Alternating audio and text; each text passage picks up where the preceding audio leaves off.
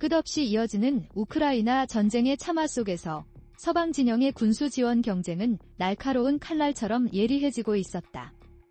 특히 포병 화력은 전장의 지형을 뒤흔들 핵심적인 변수로 급부상했다. 수천 발의 포탄이 하루아침에 소모되는 지옥 같은 현실 앞에서 우크라이나군은 탄약 고갈이라는 절박한 위기에 직면해야만 했다. 미국과 유럽이 이미 천문학적인 물량의 포탄을 쏟아부었음에도 그들의 생산 역량은 전장의 무자비한 소모 속도를 도저히 따라잡지 못했다. 바로 이 절체절명의 틈새를 기회 삼아 대한민국이 은밀히 그 전면에 등장했다. 한국은 비록 북대서양조약기구 (NATO) 회원국은 아니었지만 세계 최상위권의 포병 전력과 그에 걸맞은 대규모 탄약 생산 능력을 갖추고 있었다. 특히 155mm 포탄 생산량에 있어서는 타의 추종을 불허하는 세계 최고 수준을 자랑했다. 이러한 배경 덕분에 우크라이나는 물론 서방 국가들의 시선은 자연스럽게 한국을 향할 수밖에 없었다. 하지만 여기에는 고차원적인 정치적 문제가 얽혀 있었다. 한국 정부는 러시아와의 직접적인 외교적 마찰을 피하고자 공식적으로는 우크라이나에 치명적인 무기를 직접 지원하지 않는다는 단호한 입장을 고수해왔다. 그럼에도 불구하고 비공식적인 경로를 통한 우회적인 지원 가능성은 꾸준히 그리고 집요하게 제기되어 왔다. 특히 군사 전문가들 사이에서는 결국 한국산 포탄이 우크라이나 전장의 모습을 드러낼 것이라는 묵직한 관측이 설득력 있게 돌았다. 2024년 하반기 그 예측은 현실로 다가왔다. 여러 외신과 권위 있는 군사 전문 매체들은 한국과 우크라이나 간의 전례 없는 그리고 기묘한 교환 협상이 진행 중이라는 충격적인 정보를 입수했다. 이 협상의 핵심은 한국산 155mm 포탄 10만 발과 연구용 제트 엔진 1대를 맞바꾸는 얼핏 보면 불균형해 보이는 거래였다. 표면적으로는 무기 거래가 아닌 순수한 기술 연구 협력의 형태를 띠었지만 그 본질은 전쟁 물자와 첨단 기술의 교환이라는 명백한 군사적 거래였다.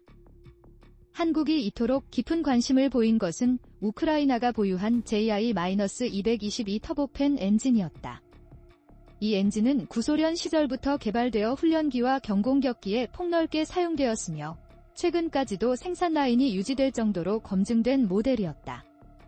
AI-222는 약 25kN 552.78lbf의 추력을 발휘하며 소형 제트기의 심장이라 불릴 만큼 안정성과 내구성이 탁월했다. 한국의 입장에서는 이 엔진이 차세대 경공격기나 고성능 무인기 개발에 있어 더없이 중요한 연구자료가 될 수 있었다. 더욱이 직접 제작 경험이 전무한 러시아 계열 엔진을 확보한다는 것은 기술 해부, 디서셈블리와 역설계, 리버스 엔저니링을 위한 절호의 기회나 다름없었다. 우크라이나 또한 이 거래에 대해 지대한 관심을 표명했다. 전쟁이 장기화될수록 포탄 부족 문제는 더욱 심각해지고 있었고 서방의 지원 속도는 점차 느려지고 있었다. 한국산 포탄은 이미 여러 국가에서 실전 성능이 입증되었을 뿐만 아니라 생산과 납품 속도 또한 압도적으로 빠르다는 결정적인 장점이 있었다. 특히 K9 자주포를 비롯한 서방 제155mm 곡사포와의 뛰어난 호환성은 우크라이나군이 즉시 전장에 투입하여 효과를 극대화할 수 있다는 매력적인 요인이었다. 결국 양측은 극비리의 협상을 개시했다. 이 과정에는 군사 무역 전문가, 국내외 방산업체 관계자, 고위 인사, 그리고 외교 채널의 핵심 인물들이 복잡하게 얽혀 있었으며 모든 내용은 철저히 베일에 가려진 채 진행됐다. 서류상으로는 연구용 항공 부품 제공과 비상 군수 물자 공급이라는 애매모호한 표현이 사용되었지만 그 실체는 명백한 군사적 교환이었다. 이러한 은밀한 소식이 일부 군사 커뮤니티와 정보 채널에 흘러나가자 국제안보 전문가들은 이 거래가 성사된다면 우크라이나 전선은 물론 동북아시아 안보구도 전반에 걸쳐 거대한 파장을 불러일으킬 것이라고 분석했다. 한국이 단순히 포탄을 공급하는 것을 넘어 전략적인 기술 교환을 통해 국방 기술을 한 단계 비약적으로 끌어올릴 수 있는 절호의 기회를 포착했기 때문이었다. 이 거래의 성격은 겉으로 보기에 단순한 물물 교환처럼 보였지만 그 이면에는 매우 복잡하고 정교한 외교 군사적 계산이 얽혀 있었다. 한국 정부와 방산업계는 이 거래가 직접적인 무기 지원으로 분류되지 않도록 법적, 외교적 장치를 치밀하게 준비했다. 표면적으로는 연구협력 및 부품 획득이라는 명분을 내세웠지만 실제 내부 문서에는 포탄의 규격, 생산 일정, 심지어는 은밀한 운송 경로까지 세부적으로 명시되어 있었다. 협상 초기 우크라이나 측은 엔진 제공의 대가로 155mm 포탄 8만 발을 제시했다. 그러나 한국 측은 포탄 수량을 10만 발로 늘려야 한다고 강하게 주장했다. 그 이유는 명확했다. AI-222 엔진 1기의 기술적 가치가 단순한 금전적 환산으로는 수백억 원에 달했기 때문이다. 또한 한국 측은 엔진이 완전 작동 가능한 상태여야 하며 내부 부품과 소프트웨어까지 모두 제공해야 한다는 까다로운 조건을 덧붙였다. 이 과정에서 협상은 몇 차례나 결렬 위기를 맞았다. 우크라이나 측은 전시 상황에서 첨단 엔진을 해외로 반출하는 것이 결코 쉽지 않다는 현실적인 어려움을 내세웠다. 하지만 한국은 포탄 인도 시점과 엔진 인도 시점을 정확히 맞추지 않으면 거래 자체가 무산될 것이라고 강경하게 맞섰다. 결국 중재에 나선 것은 유럽의 한 나토 회원국이었다. 이 국가는 비공식적인 통로를 통해 운송 지원과 통관 절차 간소화를 약속하며 양측에 좁혀지지 않던 간극을 극적으로 메웠다. 협상 장소는 공개되지 않은 제3국의 최고급 호텔 스위트룸이었다. 이곳에서 양측 대표단은 군사 전문 통역관과 법률 자문단을 대동한 채 밤샘 마라톤 회의를 이어갔다. 문서에 최종 서명하는 순간까지도 삼엄한 경호원들이 주변을 철통같이 지켰고 회의장 안팎에는 첨단 전파 차단 장치가 빈틈없이 설치되어 있었다. 거래 구조는 매우 치밀하게 설계되었다.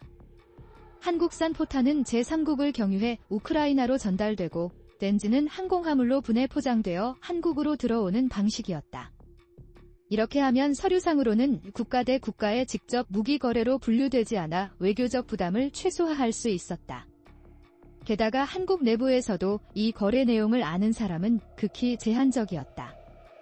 방위사업청, 외교부, 국방부의 일부 핵심 인사, 그리고 해당 방산기업의 핵심 임원들만이 이 은밀한 사실을 공유했다. 한편 우크라이나가 제공할 AI-222 엔진이 단순한 훈련기 부품이 아닌 최신 개량형이었다는 점은 특히 흥미로웠다. 이 엔진은 기존 모델 대비 내구성과 연료 효율이 대폭 향상되었고 특정 고고도 운용 성능까지 개선된 상태였다. 한국 측 기술진은 이 엔진을 확보하는 순간 자국의 차세대 무인기와 경공격기 개발 속도가 최소 5년 이상 단축될 것이라고 확신에 차 예상했다. 서명 직후 양측은 철저한 보안을 유지했다. 언론에는 아무런 발표도 없었고 관련된 인물들의 출장 명목도 기술협력회의로 위장되었다. 그러나 군사정보망을 통해 일부 내용이 서방 언론에 흘러나가기 시작했고 이는 국제사회에 큰 파문과 관심을 불러일으켰다. 이제 세상은 한국이 과연 어떤 깊은 의도로 이 거래를 추진했는지 그리고 이 엔진이 어떤 엄청난 잠재력을 지니고 있는지 주목하게 되었다. AI-222 터보팬 엔진은 겉보기에는 단순한 소형 제트 엔진처럼 보일지 몰라도 그 안에 담긴 기술력은 결코 가볍게 볼 수 없었다. 이 엔진은 원래 러시아의 프라그레스 설계국이 개발한 것으로 구소련 시절부터 축적된 항공기 엔진 기술의 정수가 집약된 산물이었다. AI-222 계열은 특히 훈련기와 경공격기에 적합하도록 설계되었으며 우크라이나의 L-159, -130기반과 일부 무인항공기에도 폭넓게 사용됐다. 약 25kN의 추력은 소형 전투기나 고성능 무인기를 운용하기에 충분한 강력한 힘이었다. 이 수치는 단순한 힘의 크기만을 의미하는 것이 아니라 연료 효율과 고도 유지 능력, 탁월한 신뢰성까지 모두 포함한 종합적인 성능 지표였다. 특히 AI-222는 저고도에서의 빠른 가속 성능과 고고도에서의 안정적인 출력 유지 능력 덕분에 전투 훈련이나 근접 지원 작전에 최적화되어 있었다. 한국의 항공기 개발 역사에서 이처럼 외국산 첨단 소형 터보팬 엔진을 직접 손에 넣는 일은 지극히 드물었다. 과거에도 일부 러시아나 우크라이나산 엔진을 수입한 적이 있었지만 대부분은 단순 완제품 상태로 제공되어 내부 구조를 심도 있게 분석하기 어려웠다. 그러나 이번 거래로 확보한 AI-222 엔진은 완전히 작동 가능한 상태로 모든 부품이 해체 가능하며 심지어 첨단 전자제어 장치 FADC까지 온전히 포함되어 있었다. 이 엔진의 핵심 장점 중 하나는 모듈화 설계였다. 엔진을 여러 개의 모듈로 나누어 교체와 정비가 용이하고 다양한 플랫폼에 맞춰 개량이 가능하다는 의미다. 한국의 방산 기술자들은 이를 활용해 자국의 차세대 훈련기나 무인 전투기에 최적화된 맞춤형 커스터마이징이 가능하다고 판단했다. 또한 터빈 블레이드 소재와 코팅 기술, 연소실 설계 방식 등은 한국이 아직 완전하게 독자 개발하지 못한 기술적 난제 영역이었다. AI-222는 단순한 연구용 부품이 아니라 역설계, 리버스 엔저니링의 교과서와 같은 존재였다. 이를 분해하고 분석하면 러시아 우크라이나 계열 엔진의 설계 철학과 소재 선택, 냉각 기술, 연료 분사 시스템까지 상세히 파악할 수 있었다. 특히 FADC의 소프트웨어 알고리즘을 해독하면 추력 제어와 엔진 반응 속도를 자국 기술로 완벽히 재현할 수 있는 길이 열리는 셈이었다. 군사 전문가들은 이 엔진의 확보가 단순히 항공기 개발 속도 단축을 넘어설 것이라고 내다봤다.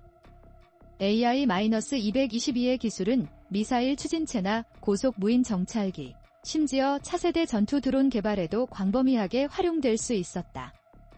그만큼 활용 범위가 넓고 파생 가능성이 무궁무진했다. 한국이 이 엔진을 손에 넣음으로써 얻게 될 가장 큰 이점은 바로 기술 독립이었다. 그동안 한국은 소형 터보팬 엔진 부문에서 미국과 유럽 기술에 절대적으로 의존해야 했고 일부 민감한 부품은 엄격한 수출 통제 대상이었다. 그러나 AI-222를 기반으로 자체 엔진 개발이 가능해진다면 해외의 수출 규제나 기술 이전 제한이라는 족쇄에서 벗어나 자유로운 개발이 가능해지는 것이다. 이러한 잠재력 때문에 한국의 국방과학연구진은 이미 이 엔진에 대한 전담 분석팀을 구성했다. 정밀 촬영, 3D 스캔, 소재 분석, 성능 시험 등 모든 절차가 극비리에 진행될 예정이었다. 그리고 이 모든 과정은 한국이 향후 10년간 추진할 차세대 항공기 프로젝트와 직결될 수 있었다.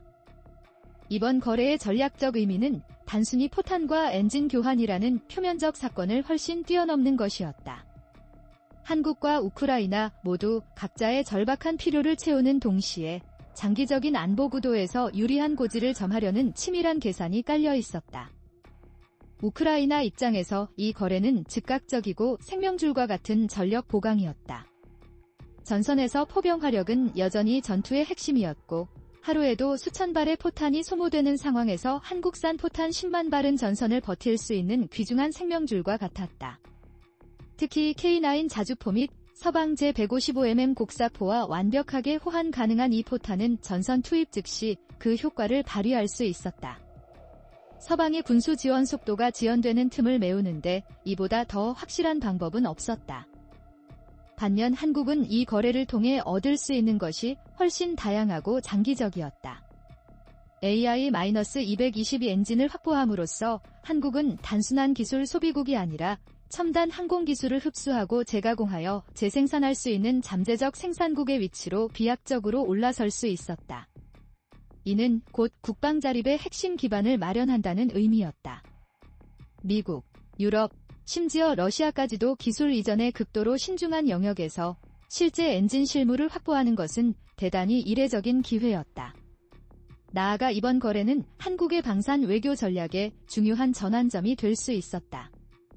한국은 그동안 비살상 무기 지원이라는 원칙을 앞세워왔지만 실질적으로는 첨단 기술과 무기 시스템을 교환하는 새로운 방식의 협력 모델을 개척한 셈이다.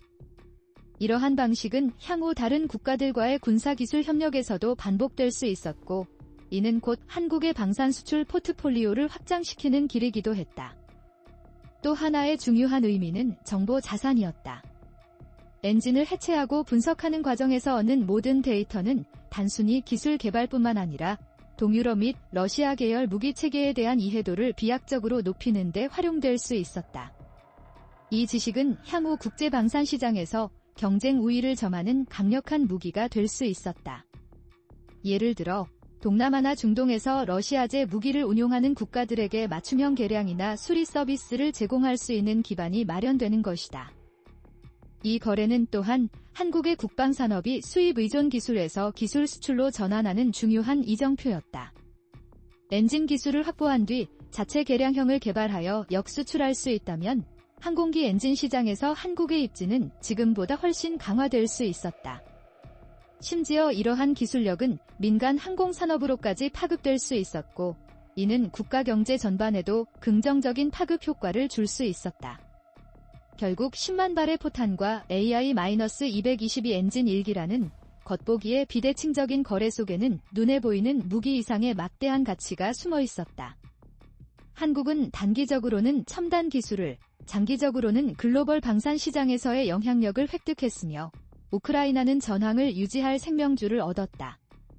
이 모든 것은 양측이 치밀하게 계산하고 위험을 감수한 끝에 얻어낸 결과였다. 거래 소식이 서방 군사 전문 매체와 일부 외신을 통해 점진적으로 퍼져나가자 국제사회의 반응은 즉각적으로 그리고 복합적으로 나타났다. 특히 러시아는 강하게 반발했다. 러시아 외무부 대변인은 기자회견에서 한국이 우크라이나 전쟁에 직접 개입하는 명백한 증거라며 심각한 외교적 결과를 경고하는 노골적인 위협을 가했다. 또한 러시아 국영 언론은 한국산 포탄이 전장에서 러시아 병력을 살상하게 될 것이라는 자극적인 보도를 쏟아내며 여론전을 펼쳤다. 미국과 유럽의 반응은 조금 달랐다. 공식적으로는 거래 내용을 확인하지 않는다는 신중한 입장을 유지했지만 비공식 채널에서는 긍정적인 평가가 흘러나왔다. 미국 국방부 관계자는 동맹국이 전쟁에서 필요한 지원을 창의적인 방식으로 제공한 것은 환영할 만한 일이라고 언급하며 사실상 지지 의사를 표명했다. 유럽연합 내 일부 국가는 이 모델이 앞으로 다른 비나토, 나네네이티오 국가들과의 군사협력에도 성공적으로 적용될 수 있다고 전망하며 관심을 보였다. 중국은 이 상황을 예의주시했다. 중국 외교부는 모든 국가가 군사적 긴장을 고조시키는 행동을 자제해야 한다는 원론적인 입장을 표명했지만 내부적으로는 한국의 군사기술 향상을 경계하는 분석 보고서를 작성했다. 특히 중국 군사 싱크탱크들은 AI-222 엔진 확보가 한국의 무인기 및 경공격기 개발 속도를 크게 앞당길 수 있다는 점을 심각하게 우려했다. 국제 군사 분석가들은 이번 거래를 하이브리드 군사 외교의 대표 사례로 분류했다. 즉, 직접적인 무기 지원 대신 기술, 부품, 물자를 교환하는 방식으로 정치적 부담을 최소화하면서도 실질적인 군사적 효과를 극대화하는 모델이었다. 이 방식은 법적 회색지대에 머물러 있기 때문에 기존의 무기 거래 규제 체계로는 제재하기 어렵다는 특징이 있었다. 러시아의 대응 가능성도 거론됐다. 일부 전문가는 러시아가 북한과의 군사 협력을 강화하거나 동북아시아에서 군사적 존재감을 높이는 방식으로 한국을 압박할 수 있다고 분석했다. 이 경우 한국은 의도치 않게 한반도 주변의 긴장을 고조시키는 결과를 맞이할 수 있었다. 한편 우크라이나 내부에서는 환영 분위기가 확산됐다. 전선에서 활동 중인 장병들은 한국산 포탄이 도착하면 포병작전의 효율성이 크게 향상될 것이라며 큰 기대를 표했다. 또한 우크라이나 공군 기술진은 엔진 반출을 아쉬워하면서도 이번 거래가 전황을 유지하는 데 필수적인 전략적 선택이었다고 평가했다. 결국 국제사회는 한국의 행보를 단순한 포탄 거래가 아니라 새로운 군사 외교 전략의 신호탄으로 인식하기 시작했다. 이로써 한국은 단번에 기술 수입국에서 전략기술 교환국으로 위상을 끌어올렸고 그 결과는 앞으로의 외교 군사 판도에 지속적인 영향을 미칠 것으로 보였다. 이번 거래가 남긴 장기적 영향은 단순히 포탄과 엔진 교환이라는 일회성 사건에 그치지 않았다. 한국은 이번 경험을 통해 비공식적이면서도 가장 효과적인 군사기술 확보 방식을 검증했고 이는 향후 방산 외교의 중요한 무기가 될 수 있었다.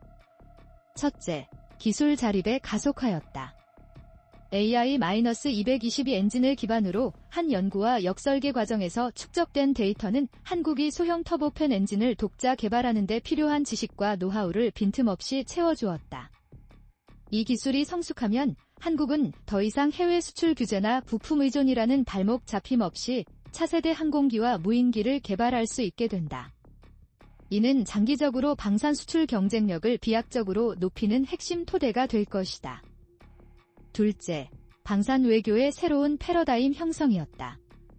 전통적으로 무기 거래는 돈과 무기를 교환하는 단순한 구조였다. 그러나 이번 사례처럼 서로 필요한 기술과 물자를 교환하는 전략 자산 맞교환 방식은 국제 제재나 외교적 압박을 우회하면서도 실질적인 이익을 창출할 수 있는 혁신적인 모델로 자리 잡을 수 있다. 이 방식은 특히 정치적 제약이 큰 국가들 사이에서 새로운 외교 수단이 될 가능성이 매우 크다. 셋째, 글로벌 안보 구도에서의 입지 변화였다. 한국은 이번 거래를 통해 단순한 무기 생산국에서 한 단계 더 나아가 첨단 기술을 흡수하고 재생산할 수 있는 기술 허브로서의 잠재력을 강력하게 보여주었다. 이는 장차 한국이 국제방산 프로젝트의 핵심 파트너로 부상하는 결정적인 계기가 될 수 있다. 넷째, 주변국의 경계 심화였다. 러시아와 중국은 이번 거래를 면밀히 관찰하며 한국의 군사기술 역량 상승을 극도로 경계하게 됐다. 특히 동북아시아에서의 군비 경쟁이 한층 더 치열해질 수 있다는 전망도 나왔다. 이러한 환경 변화는 한국이 방위력 증강과 외교 전략을 동시에 강화해야 함을 의미한다. 다섯째, 산업 전반으로의 파급 효과였다. 항공기 엔진 기술은 군사 분야를 넘어 민간 항공, 우주 산업, 고성능 산업기계 분야로도 확장될 수 있다. AI-222 분석 과정에서 얻은 소재 기술, 연소 제어 기술 등은 다양한 산업에 응용 가능하며 이는 국가기술 경쟁력 강화로 이어질 것이다. 마지막으로 이번 거래는 한국 내부에서도 방산 정책론의 변화를 불러왔다. 그동안 논란이 많았던 무기 지원의 범위와 기술 확보의 우선순위가 재조명되면서 앞으로는 보다 유연하고 전략적인 정책이 필요하다는 목소리가 커졌다. 결국 이번 사례는 한국이 국제 무대에서 스스로를 어떻게 위치시키고 어떤 방식으로 국익을 극대화할지를 보여주는 중요한 시험대가 된 셈이었다. 10만 발의 포탄과 AI-222 엔진 1기. 겉으로 보기에는 단순한 교환일지 몰라도 그 속에 담긴 전략과 의미는 훨씬 더 깊고 복합적이었다. 한국은 이 거래를 통해 현재의 안보 이익뿐만 아니라 미래의 기술적, 외교적 자산까지 손에 넣었다. 그리고 이 경험은 앞으로의 수많은 군사 외교 협상에서 한국이 한층 더 주도적인 위치에 설 수 있게 하는 귀중한 밑거름이 될 것이다.